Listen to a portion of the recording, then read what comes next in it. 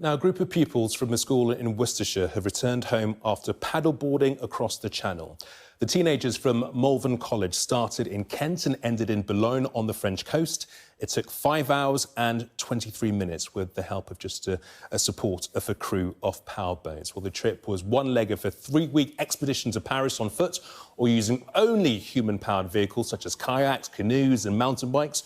Joining me now is Jay Watts, the head of outdoor pursuit at Malvern College, and alongside student Esther Woods. Lovely to see you both. Thank you for coming in today. Jay, if I could firstly start with you, how and why did you come up with this idea? So we were looking for an expedition that encompassed everything we do at the college with outdoor pursuits. So first of all, using all the different activities that we use, and then something the pupils could take on themselves as a challenge. So something they could basically plan and see through to the end themselves. Talk about team-building exercises. I mean, when I was young, so I was in Army Cadets, and there's loads of team-building exercises, but, I mean, this has got to top them, right? Yeah, I think, you know, the paddleboarding day was amazing, but ultimately the real challenge for these guys was being able to do all the planning, do all the cooking, the packing, sorting the logistics every day. The constantly changing of different activities meant the logistics changed every day.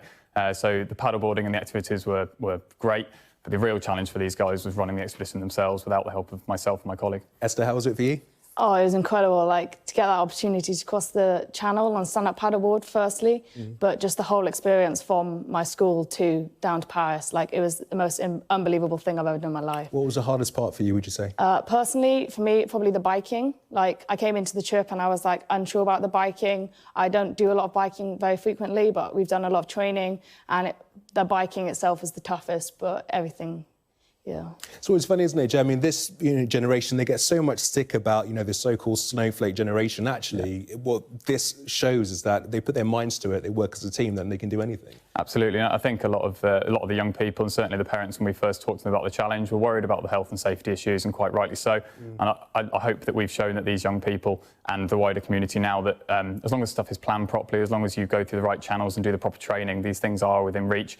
And they shouldn't be too worried about what people deem as dangerous. As long as it's planned properly, you can manage that risk down to an acceptable level. Esther, what did you learn about yourself? A lot of personal development, so just organisational skills, learn a lot of life skills, so things I can take into my future life, so budgeting, time management, everything, planning, coordinating, because we did a lot of it ourselves, we had to find the campsites ourselves, and it was just all personal skills that I'm going to use later in life. Yeah, and my understanding is that ahead of the paddleboarding exercise, you had to wait a couple of days for the winds to eventually settle.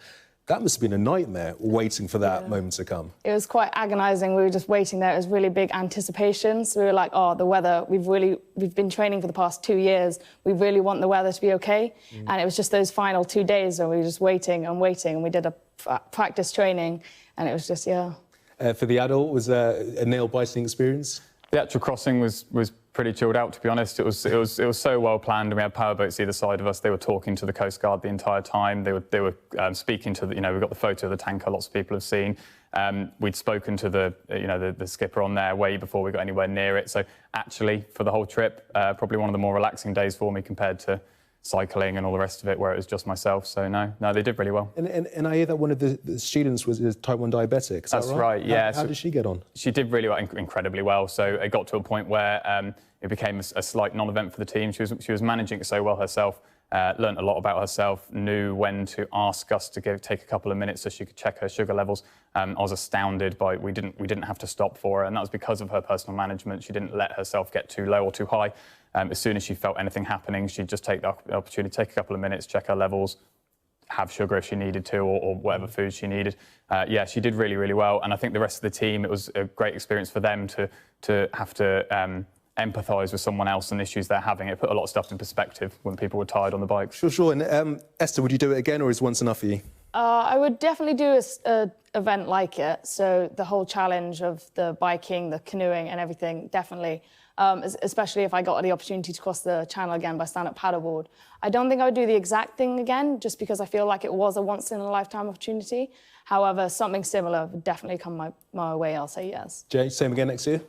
It would be a couple of years. We do a 2-year run-in. Yeah, something similar, not the same route, but yeah, something for the next couple of years of students at our college to try out. Many, many congratulations to you both. A very inspiring expedition. Well done. Thank you. Let's have